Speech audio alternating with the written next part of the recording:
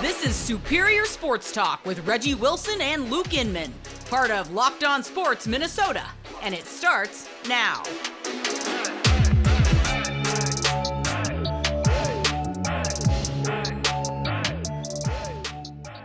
Back in the lab, Reggie and Luke back at it with another episode of Superior Sports Talk presented by Locked On Sports Minnesota. What's going on, Reggie?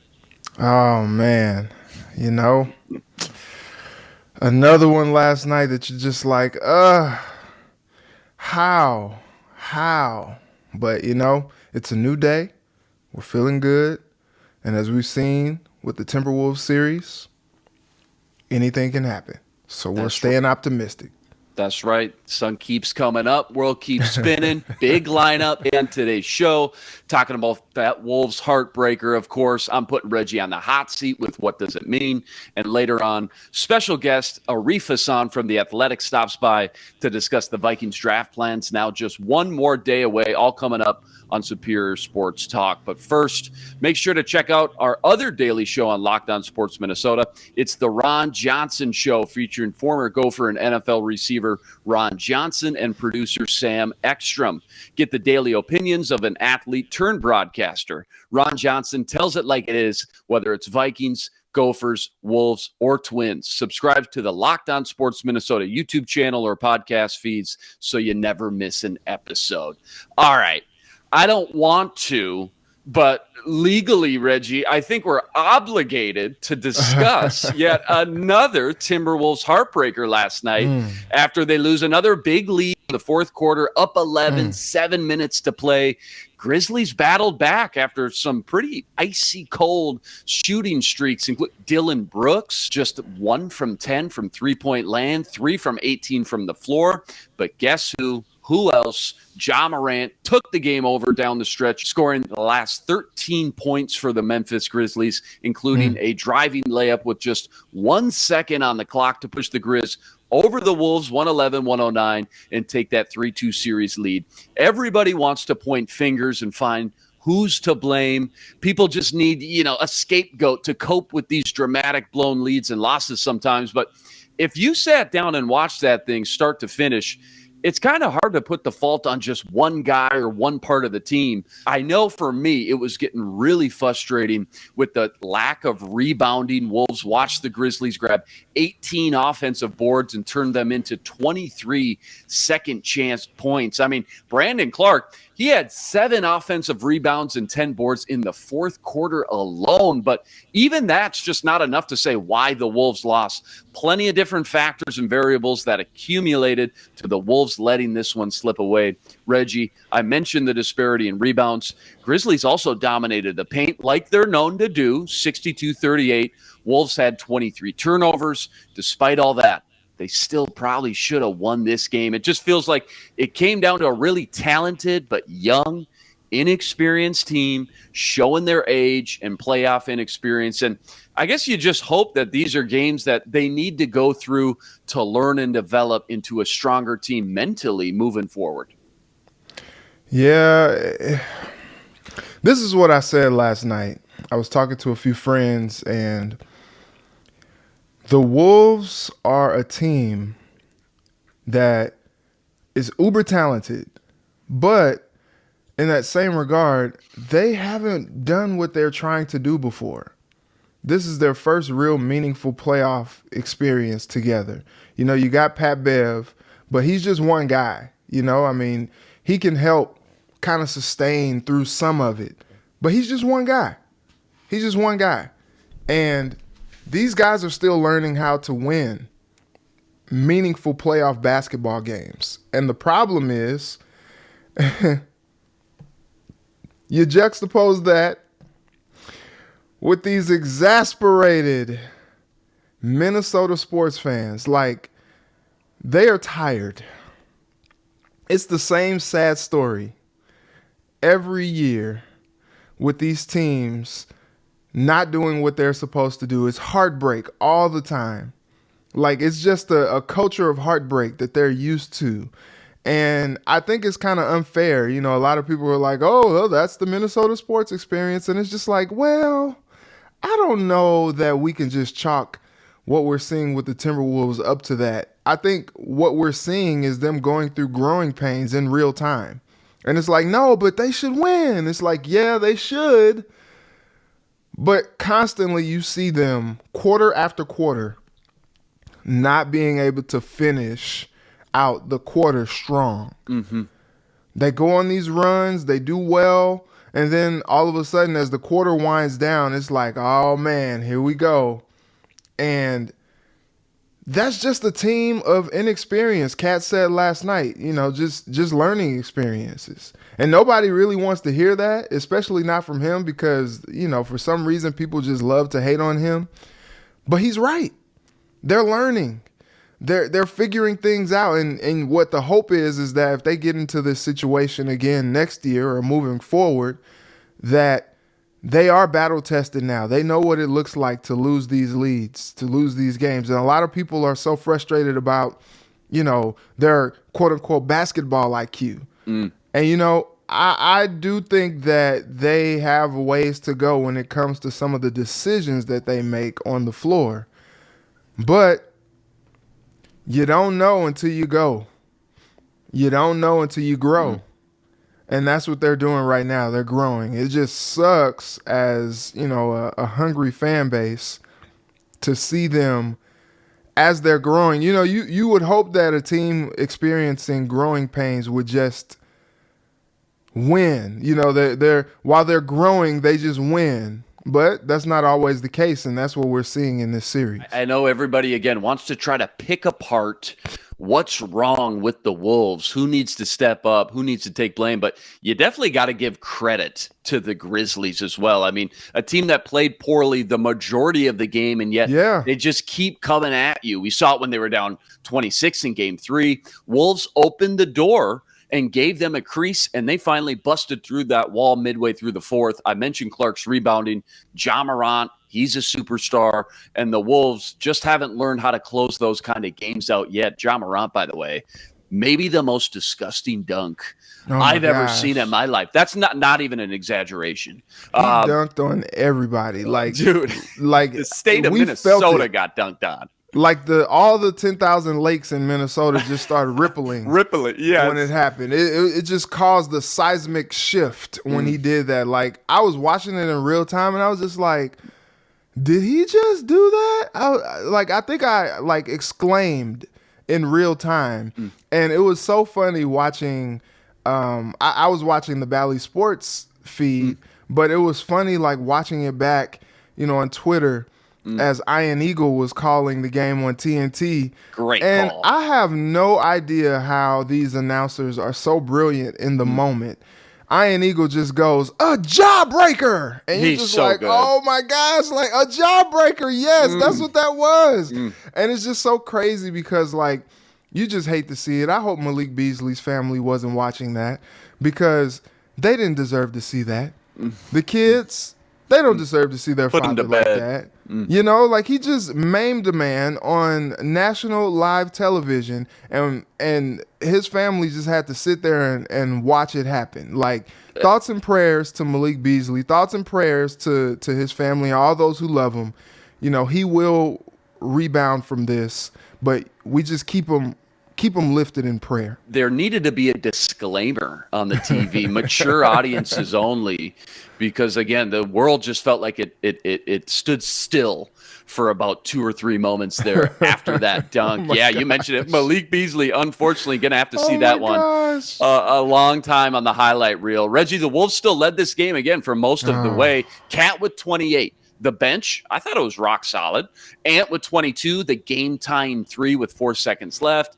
Ice in his veins. I know the loss was fresh. There's still that salty taste in everybody's mouth, but still plenty of positives to find, right? I mean, if they can learn from these types of games and figure out how to close out good teams. I mean, this is the number 2 seed in the Western Conference, don't forget. What do you think the future looks like for this talented T-Wolves team? Oh, I think the future is bright. I think now the expectation, because what this series is doing is giving them some swagger. It's giving them some confidence. And that's going to build into the next season. A lot of people were not really sure when the Timberwolves were coming out at media day and saying, yeah, we're going to the playoffs this year, people were like, shh, this is the same team from last year. What do you mean you're going to the playoffs? Are you crazy? Yeah, right. Get out of here, bucko. Yeah, But 30 wins. I think a lot of people predicted them out, 30, 35 maybe. Yeah. But now the expectation is not just that they'll, compete. It's that they will be a playoff team, that they will not have to play in another play-in game, and they will just make the playoffs outright. That's the expectation for this team. And I think the talent that has been shown in this series shows that they are. They belong. The problem is they can't close out. But what you hope is that this is good learning experience for them, and that next year they will be able to maybe make a run in the playoffs, because what you see is that the talent is there. When Cat is on, when Ant is on, like when the bench is playing well, I can't say enough good about Naz Reid. Love him. Love the guy, man. The dude comes off the bench and just gets buckets and is just a productive player. And I think what I really enjoy is just seeing how together they are, how unflappable they seem at times, and how confident they play.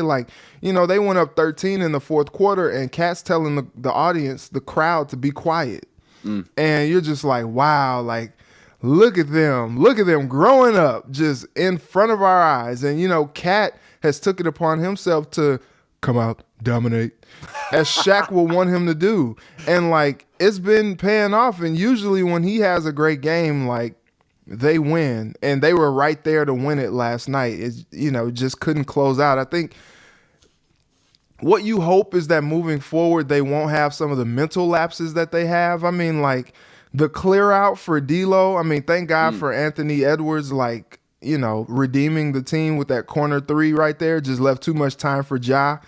But the mental lapse of the clear out for D'Lo to shoot the off balance shot that wasn't even close, hits off the backboard. And then, same thing that makes you laugh, makes you cry. Anthony Edwards sinks the three from the corner, ties the game. Okay. All you need to do is just hold them for the last 3 seconds, and maybe we're going to overtime. Well, he gets too aggressive, goes for the steal on the inbound. Ja just has an easy path to the bat. That's about as easy as a game-winning layup as you're probably going to get from Ja. I'm not really sure what the defensive assignment was with that, but that just really wasn't it. And so what you hope, and there are things that Chris Finch is probably learning as well. This is his first head coaching job. You just hope that moving forward, they will put on the tape in this series and go, oh, God, bless us, and really kind of lament some of the decisions that were made from coaching staff all the way down, and use that as fuel to not be back in this type of position again. Because really, what we should be seeing right now, what we should be talking about right now in this moment, is the Timberwolves moving on to the next round because they won in 5 games. But 13-point lead, 2 25-plus point leads, both collapsed in the final minutes of the game. And what you see is 2 losses and now on the brink of elimination. It's easy to forget because, again, the Wolves have played them so close, so competitive this entire series. Again, the Grizzlies are the 2 seed, and the Wolves look like the better team. They do, top At to bottom, stretches. every game. Yeah, absolutely. Yep, absolutely. And that's why it's so heartbreaking, I think, Reggie. That's why it's so tough to swallow some of these losses, because you really finish that game out and say, I thought we were the better team tonight, and all you want is the better team to win most of those games. Again, yeah, Grizzlies are the 2 seed for a reason. They could very well go on to win the whole thing when it's all said and done. Who knows? But before we even get to that discussion, remember the Wolves have done a great job of battling back and responding to tough losses like this. So this one is not over yet. Game 6 Friday night, back at home inside the Target Center. Reggie, you going to be there Friday? Oh, you know it. Absolutely. Rest assured, Reggie and I will both be here Monday to break down that matchup, no doubt. Also, We'll be recapping Monday the NFL draft, handing out draft grades, breaking down winners and losers, and the Vikings weekend haul with the draft just one day away. To preview that and much more, we've got Arif Hasan coming up from The Athletic. But first, do you want smart post-game reaction from insiders that cover your favorite teams? Check out our Locked On Sports Minnesota podcast on YouTube or wherever you get your podcasts. Get instant reactions from our Locked On team hosts, along with prominent reporters like Kevin Gorg for the Wild and Brandon Warren for the Twins. No fluff, just 10 minutes of straight analysis after each game. Subscribe to Locked On Sports Minnesota on YouTube and never miss a podcast. All right, it's Christmas Eve day for a lot of us draft nuts, and we got one of my favorite draft gurus with us today to preview the Vikings draft just 24 hours away. He's a draft expert and covers the Vikings for The Athletic. The local legend himself, Arif Hasan. Follow him on Twitter at Arif Hasan NFL. Arif, you ignored me for years, and now I get to see you 2 times in the same week. It must be draft season, my friend. I ignore you. I sent you so many texts. What's going on, man? Well, we can't talk about that. Legally, we can't talk about that, okay? You know, Arif, I want to say you've worked on one of my favorite draft projects again this year, where you compile over 70 different big boards from draft experts and generate one consensus big board. So cool. You got to check it out if you haven't already, up on The Athletic right now. So knowing what you know, using that data, what would you say is unique or special about this class versus others that we've seen in the past? And do you see anything really surprising or outside the box happening in round 1 tomorrow night because of it? Yeah, sure. Well, I'll say that first, I'm really excited to do this every year because so many new people enter the industry. There's so many additional, pieces of information that I can enter into the board, so many different types of context. I actually just like 10 minutes before I came on, we're up to 82 boards in the consensus board. I think that's going to be the final version. So it's never been that big. It's been a ton of fun. What I find interesting this year about this year's class is, most years you usually have a solid number 1 or at least, 2 players that could vie for number 1. And that's where the rankings typically bounce between, this guy's number 1 or this guy's number 1, or everybody agrees, hey, it's Trevor Lawrence. He's just the top pick in the draft. This year, in the top 5, it can go anywhere. In fact, I have 8 different players with a first overall ranking from at least one person, and 5 of those players have a substantial number of people ranking them first overall. I don't think I've had that going back to 2014. When I published it. I think 2013 is the first year I tried to do it. I've never had something like this. So that I think is what and what that means, I think, is that one of those top 5 players is going to maybe fall pretty far, because I think if you're uncertain about a lot of these guys, one team in the top 5 or in the top 10 is just going to think, well, these guys aren't special, but there's a prototype I'm falling in love with. I really like this kind of player, and they might, just go off board and draft, their favorite player that could be, by most people, ranked 14th, 15th, whatever, in the top 5, like a Deion Johnson kind of situation, right? And so I think that you might get a top 5 player falling all the way to maybe 10 or something like that. Wow. So, Arif, were you at the Kwesi presser yesterday? I was not. I was actually completing the big board. I was staying up all night. Down in the dungeon. Yeah, okay. So I didn't trust myself to drive to the facility. You know what? It's probably for the best. It's all good. It's all good. We'll hear plenty from him this week, I'm sure. But, this is his first time doing this as the lead guy, the man in charge. He talked about, how it'll be a collaboration and all that stuff. But, based on all the tape that you've watched and, the projections, the 75,000 mock drafts that are out there, what do you expect the Vikings to do with that 12th overall pick? I wish I knew. I watched over that Kwesi presser. I read the transcript back again. I was trying to figure out, hey, is there a clue I can get from any of this? And just a breadcrumb here or there, at least. Like any good general manager to give us. Yeah, that, right. Right. I thought that was just Rick Spielman. Turns out, no, that's not the case. Yeah. No. I thought that, his approach, seemed pretty solid, that you don't want to be stressed out on draft day because it tells you a lot about your level of preparation. He said that if you're picking at 12, you have to have 12 names just come out of your mouth. So that's nice to know. It doesn't tell me he's even picking at 12, right? I think that, kind of based off of that one small anecdote about, the receivers coach not pounding the table for a specific receiver at a specific point. maybe, he's not going to pick a receiver. But even then, I don't trust that. I could totally see Jameson Williams or something coming off the board at 12. So Yeah. all I know is that he's not going to trade down as much as Spielman did. But who would? That's a high bar to yeah. reach there, what Spielman did.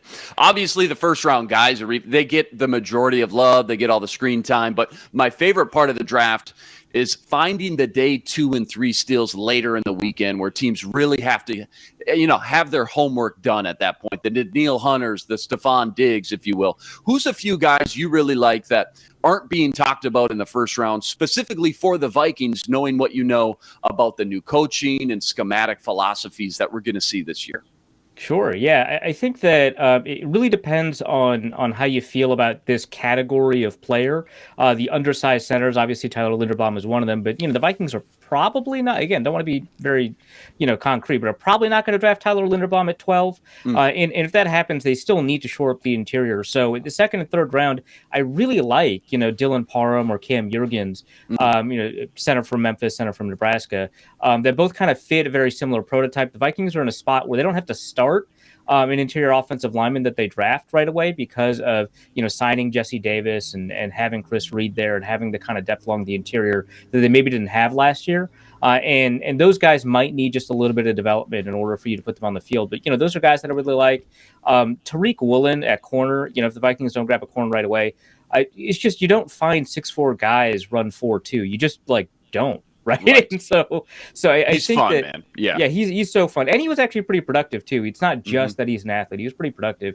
Obviously, former receiver switching over to corner. Yeah. So I mean, the ceiling's still very high. Yep. Yeah, absolutely. Yeah, and he's got a lot to learn. He obviously has a lot of technical refinement he needs to put together before he can really see the field. But I really like him a lot. I don't see a ton of discussion about him, even though.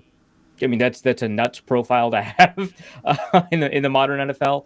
And then even if the Vikings kind of go off just a little bit and they don't grab a guy that's at the top of their need profile, somebody like Arnold Ebiketie from Penn State, he's undersized, so he might fall out of the first round. But I really like his fluidity and explosiveness. You don't tend to see that kind of guy in the modern NFL go in the second round. That now that athleticism is so important at edge rusher, they get pushed up the board everywhere. So those are the kind of guys that I think could be pretty interesting for the Vikings. So, Arif, just I guess overall, the Jaguars are going to Jaguar, right? I mean, they got this pick. Maybe Urban Meyer is still there secretly, and we just don't know. Like we're getting different differing reports about whether or not they like Walker or they like Hutchinson. And it seems like they are positioning themselves to just muck this whole thing all the way up. What do you see them doing? If you were the GM, who would you draft? This reminds me of when they drafted Blake Bortles and everybody was like, "Oh wait, really? my God, At 3? Are you sure? On purpose? Are you sure?" Final answer? Wait, for real? Yeah. It was interesting because 3 days ago I saw a report come out that they were going to draft Evan Neal, and then the report comes out that that's not happening. They're drafting Hutchinson, and then the report comes out that that's not happening. They're drafting Trevon Walker, and then of course we get the news about an extension for their left tackle. So it's going to be an edge rusher. My guess is that it's Trevon Walker, just because that is a little bit funnier. And so that's kind of what you have to default with the Jaguars. But if I were them, I wouldn't overthink it. I think that you just pick either Thibodeau or Hutchinson. I think that either of those guys are going to help you out a lot. Personally, I think I prefer Thibodeau just a little bit more, just in terms of projection. But I think that either of those guys is going to be a good pick for you at number 1. It's a tough situation because there's no Myles Garrett, right? Like you don't have that quality of player. And at pick number 1, you kind of typically hope that you have that. But they got lucky last year with Trevor Lawrence. I'm not going to feel too bad. Yeah. Roger Goodell's look when the Jaguars handed that pick, like Blake Bortles. No, seriously. Oh, you serious? Blake Bortles? Okay. I'm going with this. All right. We're doing this. Okay. We're live. All right. Yeah, right. Yeah. We'll do it live. All right. Arif, last one here real quick. Again, this draft, I think, so unique because normally we know who the number 1 pick is a month ago. Then we can pretty much etch in stone who the number 2 pick is, and then 3, 4, and 5, the domino. Even when you go position by position, I don't think there's a clear-cut number 1 guy at any position outside of Kyle Hamilton, maybe Jordan Davis at nose if you want to get specific, Jamison Williams, but he's got got the injury. So you've watched a ton of tape. So your opinion specifically, I'm just going to give you a couple rapid fire guys, top players at their position. You ready? Maybe. Let's find out. Well, we're going to find Maybe. out. 3, 2, 1. We can edit this out. Don't worry. Sauce Gardner, Derek Stingley. Sauce. Dean or Lloyd at linebacker? Oh, that's tough. That's tough. I'm going to go Dean. Just coverage is so important. Offensive tackle, Neal or Icky? Icky. Running back, Walker the third or Breece Hall? That one's also tough. I'll go with Breece. Yeah, give that me one's Breece too. That one's closer than a lot of people think. Yeah. I think all three of us, though, agree on Breece just by a bit. Malik Willis or any of the other 5 quarterbacks, I guess, that are rumored to go close to Malik? I wish I could like Malik. Honestly, I love the way he plays, but I can't like him that much. I'm gonna go with Desmond, I guess. Oh, I like that. Good hot take there. I like Desmond Ridder quite a bit. All right, last one. Most importantly, Ant or Ja? That's obvious, right? You gotta go Ant. Okay, I didn't know which way you were going to go there on a Minnesota podcast. You played it safe. I'm proud of you. We don't need to edit anything out there. Arif, though, seriously, you're without a doubt probably the smartest man I know. So I'm just forced to trust that everything you said here will be 100% accurate and unfold exactly on draft weekend as the way you said it. That's how that works, right? Yeah, yeah, absolutely. Yeah, all right, you're good. It's funny too, Arif, because you mentioned Desmond Ridder. And I was in Cincinnati the last couple of years. And so, I covered Desmond and I did a couple stories about him. And it's so funny, like going into his junior year, he was a guy that many were like, man, look, the leash is short, man. If he doesn't turn it around, like he's about to lose his starting job. And now you're talking about a potential first round pick. I think it's just crazy and a testament to just what he's built over the last couple years. Wonderful story for sure. Yeah, absolutely. Yeah, a lot of fun Cincinnati prospects besides Sauce, Desmond Ridder, Alec Pierce, their wide receiver. They had a great connection. Kobe Bryant. Yeah, just fun to say. Follow him on Twitter at Arif Hasan NFL and all his outstanding work up on The Athletic. You got anything special planned from a coverage standpoint we can keep our eyes peeled over draft weekend? Yeah, sure. I'm going to keep updating the consensus board, releasing, hey, here are the top players available day 3, whatever. I'm going to have the consensus board grade the draft. So, it's right all the time, except when it talks about your favorite team. Your favorite team did a great job. Don't worry about it. And then also, I'm trying to get a machine to run a mock draft for me. I'm going to try and code my own machine. Oh, cool. See if I can get that published tomorrow morning. It's probably going to be bad, but we'll have fun doing it. Are you going to be watching in like a dark dungeon in like the basement, just dark, just on the computer, like That's the in goal. the robe with the hood? Yep. Starbucks, Caribou in one hand. The lights are off. It's weird. I don't really understand. Yeah, it's weird if the lights are on. Yeah. Do you want me to shut these off, dude? All right. Check it out loud. Again, up on The Athletic. Great stuff. Follow him on Twitter at Arif Hasan NFL. You're the man. We'll talk again real soon. All right. Thanks, Arif. Thanks for having me, man. All right, take care.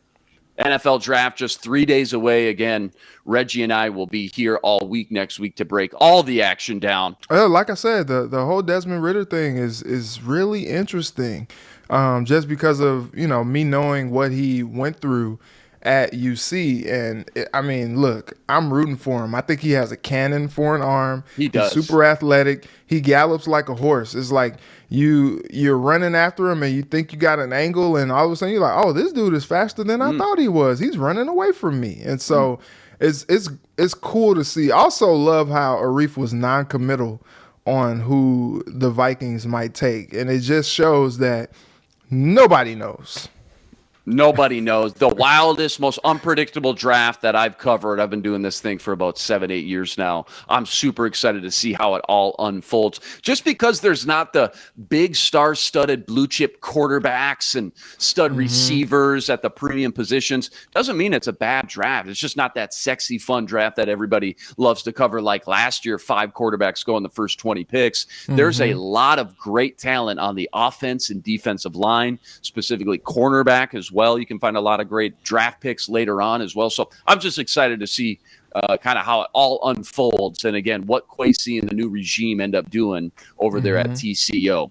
All right, time has come. My favorite part of the show is here. I'm putting Reggie on the hot seat, covering all the latest hot topics in Minnesota sports called What Does It Mean? Let's jump right into it. Let's do it. Check this out. Vikings wide receiver coach Keenan McCardell gave a passionate speech during a draft meeting about picking a different position other than wide receiver with their first pick. What does it mean the likelihood now is the front office does not take a wideout, or is this just that typical NFL draft smokescreen as we near the draft just a few days away?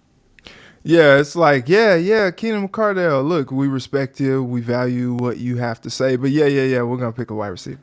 Yeah, like, I think, I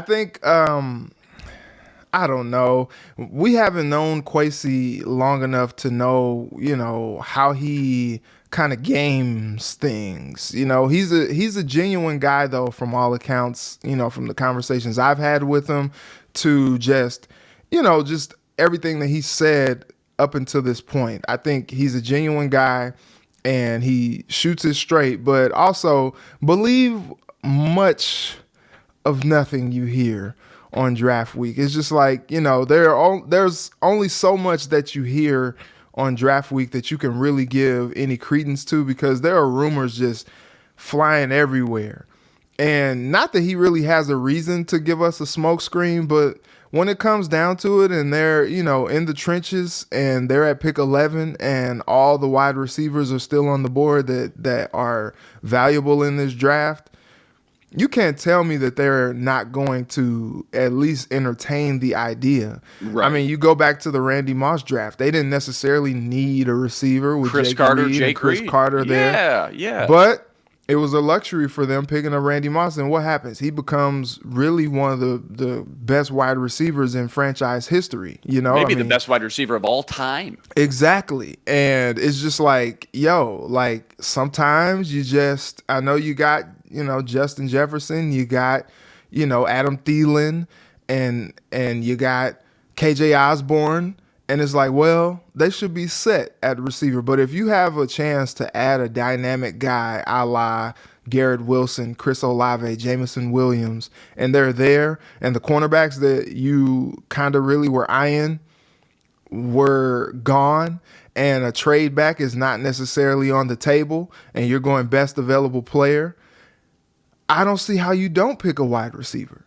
Yeah, rosters change too much for me from year to year to not go BPA. You can't just draft what position I need. You don't know who's going to end up developing. You don't know who's going to leave in free agency. You just draft the best talent, and then good coaches find a way to maximize that talent. Going to be interesting to see if this was just a big giant smoke screen they kind of flung out there on social media to the media, things like that, or Keenan McCardell actually does influence their draft decision, maybe just a little bit. Again, very deep wide receiver class in rounds 2 and 3 as well. So it's going to be fun to watch. Minnesota Twins won 5-4 last night thanks to a Detroit meltdown in the 9th inning. What was that? Cue the circus music. Yeah. And Twins will take it, though. Twins have actually gotten away with a couple. The White Sox had a costly error a few nights ago, gift wrapping a W for the Twins as well, but they'll take it. Byron Buxton went in the lineup. His WAR on a 162-game scale is the highest in the MLB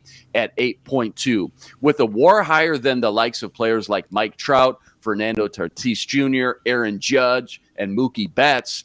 What does it mean for the chances of Buxton winning his first ever MVP award, given he can stay healthy this season? That's the part, man. That last part. And it's like not anything to sneeze at, not anything to scoff at. Like, the dude has to stay healthy to be in that conversation. But what you see is an MVP level player who can dominate games, who can take over, who can just electrify us all.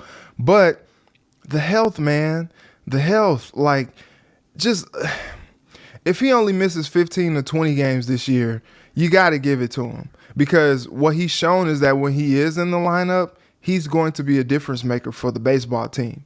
And I think, like, he is one of the most electrifying players in all of Major League Baseball. Like, he's somebody that everybody can get behind. Like, his passion, his energy.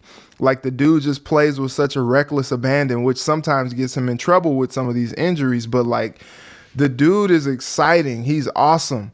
And I think they're going to go. It's so funny. Like, you know, they signed Carlos Correa and he was supposed to be like the guy for them. But like, you got Byron Buxton on the team. You pay him $100 million. Like, they're invested. They're expecting big things from him. And I think everything that we've seen up until this point this season shows a superstar like blossoming right here in the Twin Cities. And it's just a matter of him keeping a reasonable, my grandpa used to say, a reasonable portion of health. Sometimes the MVP talk gets so complicated and convoluted. Most valuable player to their team. You look at Buxton in the lineup, completely night and day difference. I think he truly is one of the most valuable players in the league, hands down. The Wild lost last night to the Coyotes 5-3. However, the St. Louis Blues lost as well, keeping Minnesota in the 2 seed thanks to a tiebreaker. What does it mean if the Wild aren't able to hold on to the 2 seed with 2 games remaining? I mean, we keep going back and forth about this during this last final stretch of these last 10 games, but is it going to make a huge difference, do you think? I mean, is this the difference between getting out of the first round or not? Well, I think what it means is, regardless of what happens, they're just going to have to beat a really good team. Right. And it's just so funny because it's just like last night, you're like, man, can we catch a break? Like, you play the Coyotes, you know, not a great team, a team that you're expected to beat. And it's like, you can't even beat them. And then at the same time, it's like the Blues lose too. It's just like toying with the emotions, because you're just like, man, like if they find a way to pull that game out last night and then the Blues lose like they did, like now we have an advantage a bit. But now it's just like, look, if the Blues are just gonna keep, they're playing Simon Says right now. You know, they're losing. The Blues like, all right, we'll lose too. Okay, it's cool. It's all good. And it's just like, dang, no, you're not supposed to do that. Like, we're supposed to like be opposite. Like, I'm supposed to win, you're supposed to lose. But like, you know, I honestly think like in sports, as an athlete, as a competitor, I want to win when the odds are the most stacked against me, because that just makes the victory even sweeter. You know, like if the Timberwolves come back somehow and win this series against the Grizzlies, when, you know, most people write them off, you know, that stat, 82% of the time when teams win game 5, they go on to win the series, and they go ahead and actually win. They overcome those 82% odds and they win. Like, it's more thrilling. It's more exhilarating.